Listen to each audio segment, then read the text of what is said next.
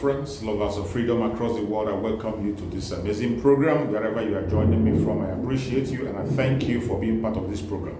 Please like and share the program on your platform. Share to family and friends. Share to everyone that is close to you so that they can be part of this very platform and be able to send information across. Fellow Biafrans and people of the world, viewers across the world, in this very platform, we do not come here to instigate violence.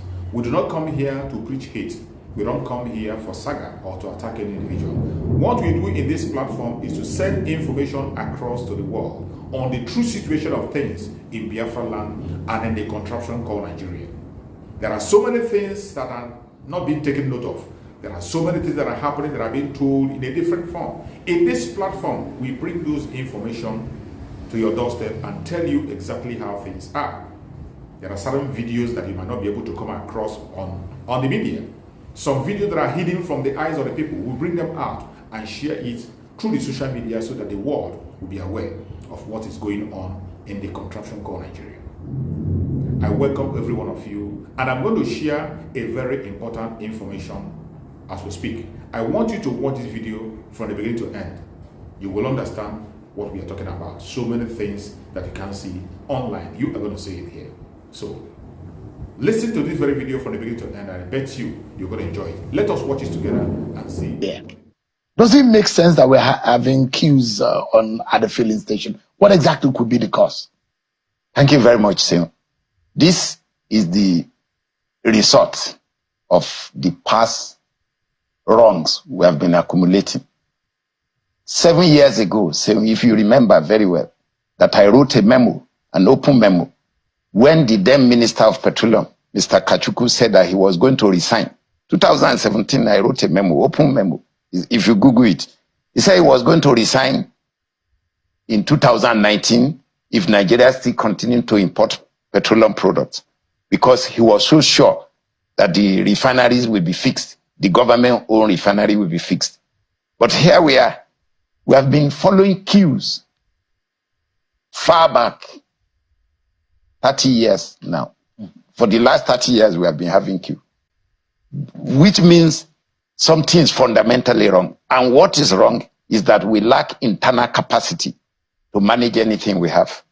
That is just the problem we are having. So we have the petroleum reserve, we have gas, we have oil reserve in large volume, very good compared to our population, very good. We are very endowed. We can be sufficient. Very sufficient. I mean, there are those who believe that, okay, yeah, if Nigeria could not manage its refineries, 4 of them, and over the years, the first one came, we thought that it wasn't sufficient. We built the second one, the third one, and the fourth one. And we thought with those 4 refineries, we should have some sufficiency and also even sell to other countries the refined product. But for several years, we've been doing turnaround maintenance of these 4 refineries. And we came with Dangote refinery. Oh, we thought that is a miracle from the private sector, one of the biggest that we've seen in the industry. Well, it doesn't look like the Dangote refinery, which from the private sector, is going to fix anything. In fact, it's also having its own problems. No. Look, Sheung, since independence in 1960, Dangote refinery is the first mega industrial project that is putting us on the status of economic sovereignty. Our political sovereignty and economic sovereignty since 1960 has never been as concretized as the completion of Dangote refinery. It's the most significant achievement since 1960. Really? Yeah. And I will prove it. Even not Ajaokuta is a child's play. Ajaokuta is a child's play. LLNG is just a unit of Dangote refinery. LLNG in Bonny. So that's how it's just big a Dangote unit. is. Yes, exactly. So this is the only man that is emancipating us economically. And I will give you the entire value chain of that refinery. The value chain of that refinery, from the cracking unit of crude to the petrochemical unit to all the byproducts. Nigeria, for the first time, we are going to have our economic sovereignty. If it works well. It has to work. But Dangote, it must work. Can Dangote refinery, products refined from Dangote refinery, can it sufficiently feed Nigeria for all its finished product needs? Yes, for now. At this stage of our development and the population growth, yes. Because the 4 government-owned refineries combined, the small one in Port Harcourt built in 1965, the one, the bigger one built in 1988, and the Warri refinery built in 1978, Kaduna 1980, combined will not give Nigeria more than maybe 20 million liters per day of petrol. So that is the 4 combined. And today Nigeria is consuming maybe about 40 million. Dangote refinery alone will do about 50 million liters of petrol per day. So that means he's going to secure this country. And because the rate at which electric vehicle is coming, the energy balance will just make us to succeed in transiting to electricity.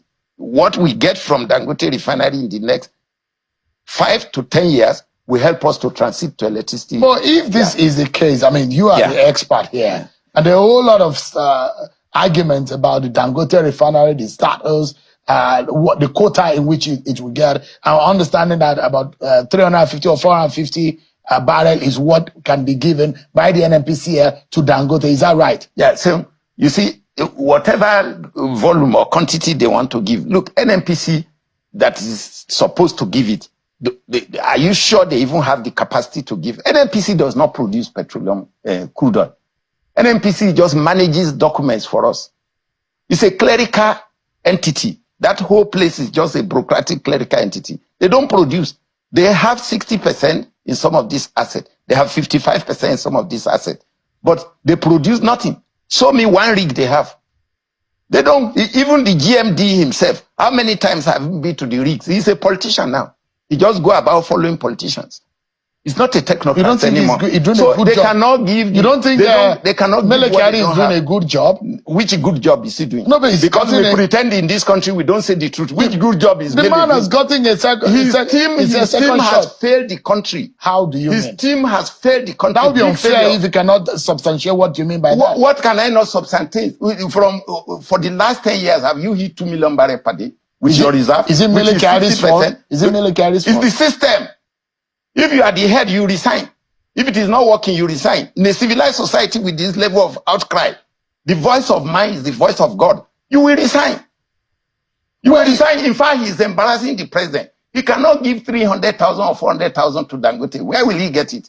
Really? Unless he moves out of the 1 million, unless the president directs Mele to release all the assets he's sitting on and allow private investors to enter it and look for money and produce and sweat those assets.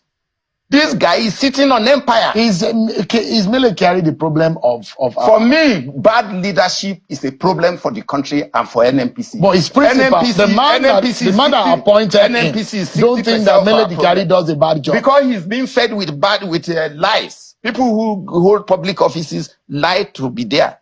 To sustain their offices. I will respect your knowledge about the industry. I have reasonable knowledge to. But I'm worried about your criticism of Mele Kyari because there are those who believe that it's not about him. It's not about him as a person. Whoever is there that is failing, it's like having a team.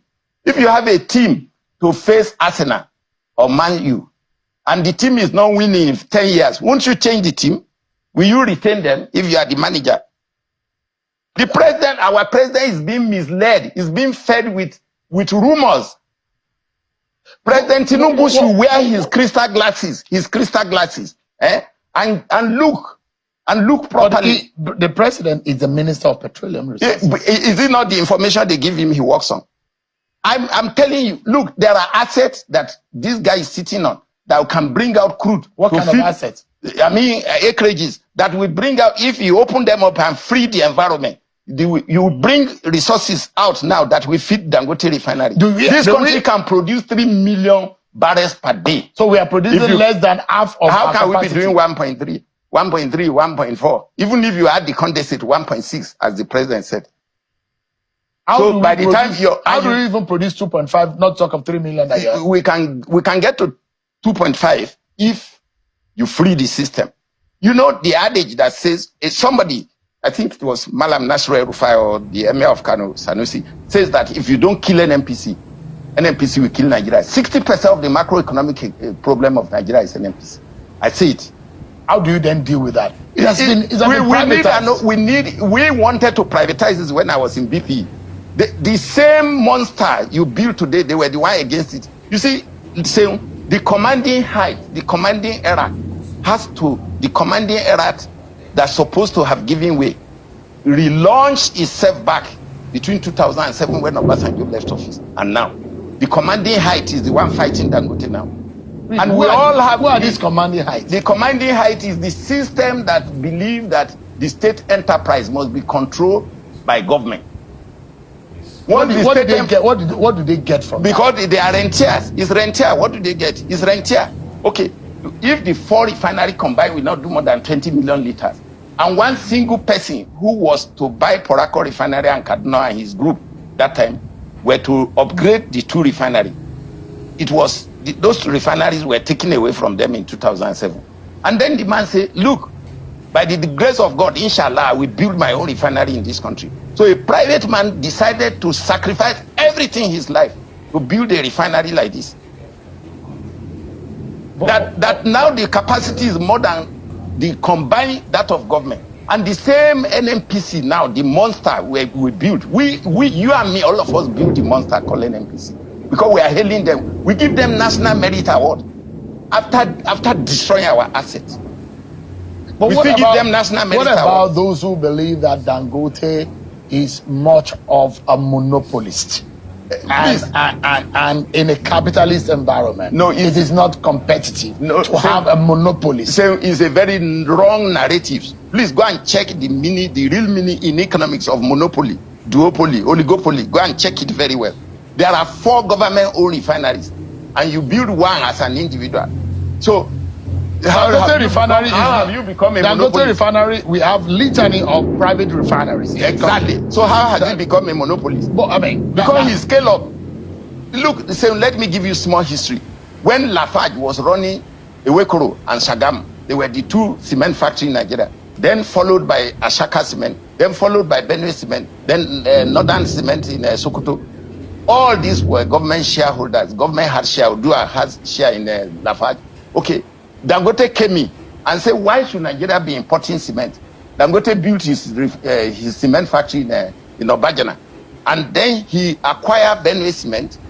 Today, see what he has scaled to.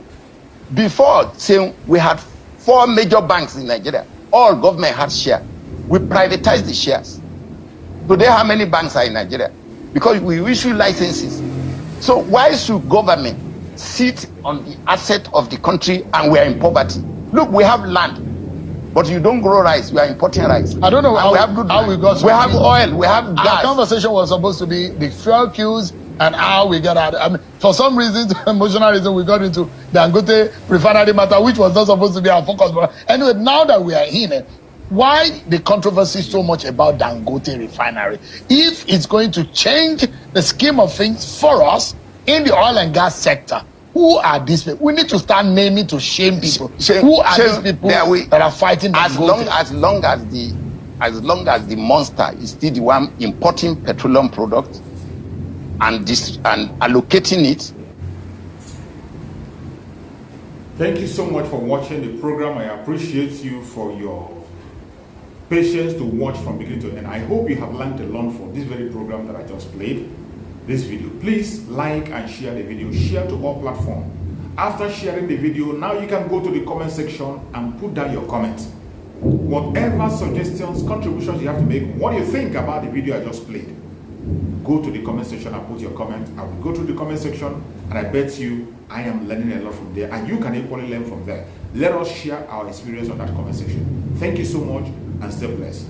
Don't forget to share, and we continue to bless you as you share.